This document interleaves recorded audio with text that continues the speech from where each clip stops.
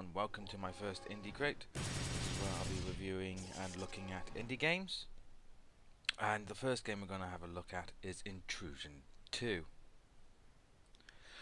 Well, what is Intrusion 2? Well, Intrusion 2 is a side-scrolling shooter created by one guy, and I would say his name. However, I just gave it a go and I mangled it horribly. So what I'm going to do, I'm going to have it ping right about now at the bottom of the screen. And now with that over, who made it and what it is, we're going to go on and see what it gives you. Well, now what is the game like to play? Well, like I said, it's a side-scrolling shooter, and by that I mean you go from the left side of the screen to the right side of the screen, and you kill everyone who gets in your way. There are some occasions where you can go left, but you will eventually, as always, end up going right, because that's just the way of things. And I'm sorry, but you know, that right side of the screen has to die. It just does.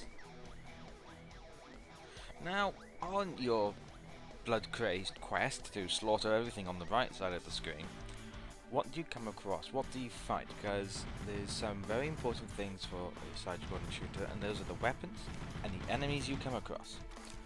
Well, the weapons all more or less feel the same.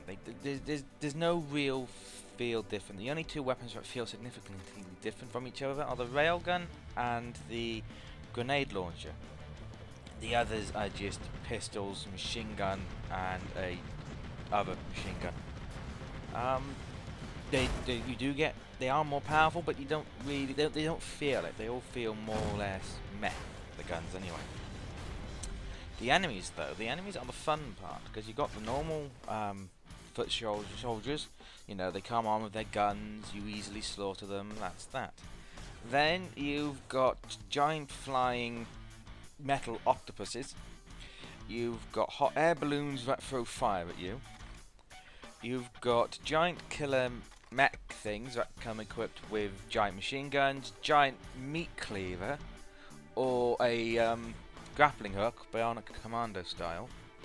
And then you have these really irritating, really annoying, like lizard mech monsters that are just a pain in the ass. Oh, and let's not forget, in one level, there are fish.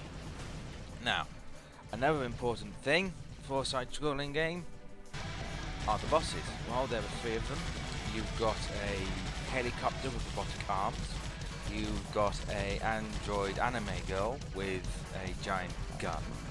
And then you've got a Gundam, basically.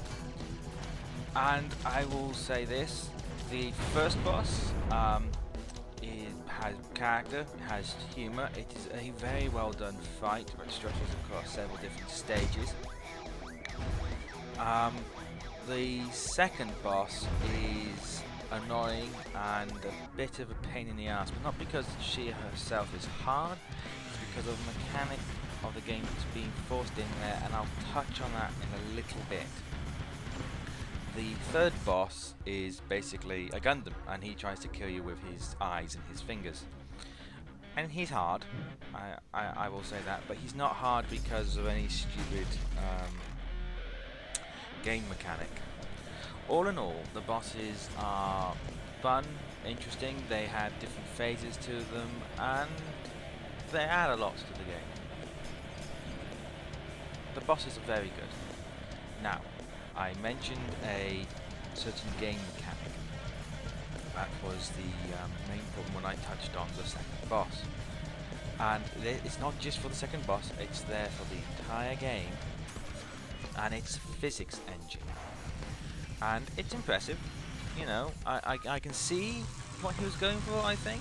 However, the physics engine just gets in the way. Like with the second boss, it ended up causing my death more than a fair few times. And for the majority of the game, what it basically led to was the screen getting cluttered with a whole load of stuff. And it's not just rocks and barrels, you end up getting dismembered robot limbs all over the place. And it'll block you from very important pickups like health and ammo. And if it didn't fall out to block you and prevent you from picking picking them up, it slowed down the pace of the game to such an extent it was more than a little bit annoying. So the physics in this game, I honestly feel are shoehorned in there and just shouldn't be. They don't add anything to the side-scrolling shooter. I think, in my opinion, they take away an awful lot more than it could ever possibly give. Now, let's go and talk about replayability. Now, how long is the game? It's about 4 hours long. Is that a bad thing? No. In a side-scrolling shooter, I think that's a perfect time for it to be. It has 9 levels. However, 3 of those levels are the boss fights. And there's the obvious score attack, there's the different difficulty modes. There are some achievements if you want to get those. But I think the main enjoyment of the game would be getting high scores. And there is that there.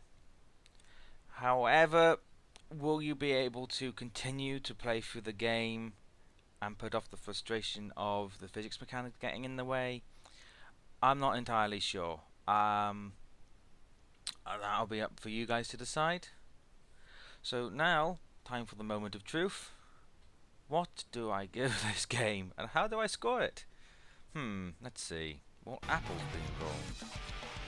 So now, the moment of truth. And when we take everything into consideration, how the game looks, which is quite nice and charming if you ask me. The bosses, which, you know, are different and varied, and they have some character. The enemies, which is quite a selection of. The guns, not so much a selection of, but you know, they do the job. Going from left to right. Physics engine, and I've already griped about that. The game, all in all, is a suitable time waster. So that's 3 out of 5. Apples, I suppose. Could put apples in. Should I squeeze apples in? You know what? Yeah, let's squeeze apples in. I'm not dropping apples. I'm sorry. Sue me. Actually, no, don't sue me. Anyway, ladies and gentlemen, until next time. Bye bye all.